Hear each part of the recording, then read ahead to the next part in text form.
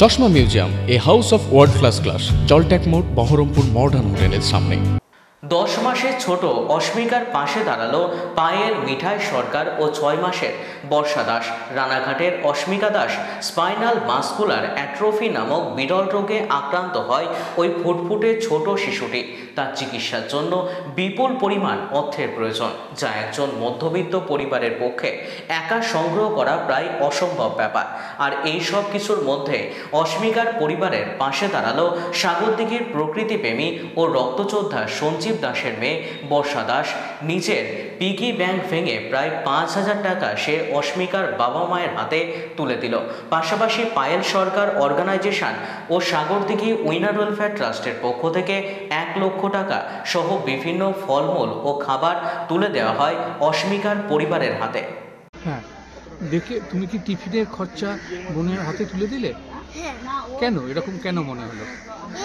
মানে আমি তো ঘরে ছিলাম, গেম খেলছিলাম, দিয়ে সেই সময় বাবা এলো, দিয়ে ওই ছবিটা দেখালো, দিয়ে কিরকম লাগলো তার জন্য।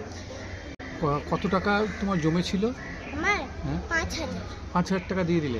বলবেন। আমি আমার অর্গানাইজেশনের পক্ষ থেকে অস্মিকার পাশে দাঁড়ালাম। যে এটা নতুন করে কিছু বলার অপেক্ষা রাখে না যে আজকে আমাদের বাংলার পুরো মানুষ সকলেই জানেন, সকলেই দেখেন যে কিভাবে অস্মিকার পাশে এসে সকলে দাঁড়াচ্ছে। তো 7,69,00,000 টাকা ওর চিকিৎসার জন্য জোগাড় হয়ে গেছে অলরেডি। আর আমরা আমাদের অর্গানাইজেশনের পক্ষ থেকে আমরা যারা রয়েছি তারা, আমি 50,000 এবং আমার অর্গানাইজেশনের বাকি যারা রয়েছেন তারা কিন্তু প্রায় 1 লক্ষ টাকার কাছাকাছি, এবং তার সঙ্গে নিত্য নৈমিত্তিক যা সামগ্রী আছে যেগুলো ওর কাজে লাগতে পারে সেইগুলো তুলে দেওয়া হচ্ছে। বিশেষ উল্লেখ্য বিষয় যেটা হচ্ছে, আজ মুর্শিদাবাদের সাগরদিঘি থেকে এই ছোট্ট বাচ্চা মেয়েটি 6 বছরের বর্ষা দাস এসছে, যে নিজের লক্ষ্মীর ভান্ডার ভেঙে 6,000 টাকা অস্মিকার হাতে তুলে দিচ্ছে।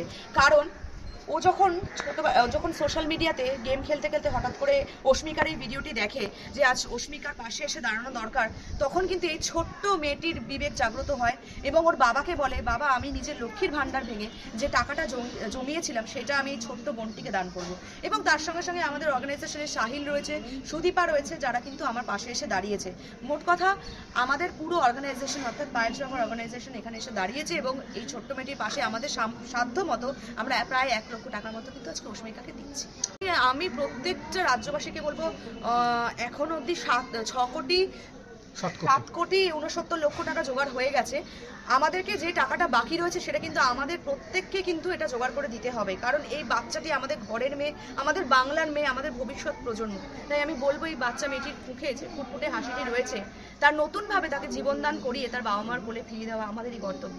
তাই একজন সুনাগরিক হিসেবে আমি এটা বলতে চাই যে প্রত্যেকে এগিয়ে আসুন, নিজেদের সাধ্য মতো বাচ্চা মেয়েটির পাশে এসে দাঁড়ান। SMA টাইপ 1 যেটা ওনারা আমাকে বললেন, হ্যাঁ মাস্কুলার অ্যাট্রফিতে, যেটা বিরল যেটা রোগ, যেটা ওনারা 4 মাস বয়সে মেয়েটি বুঝতে পেরেছেন যে ওর মানে ওনাকে ও হামাগুড়ি দিচ্ছে না, ওকে বসালেও বসতে পারছে না।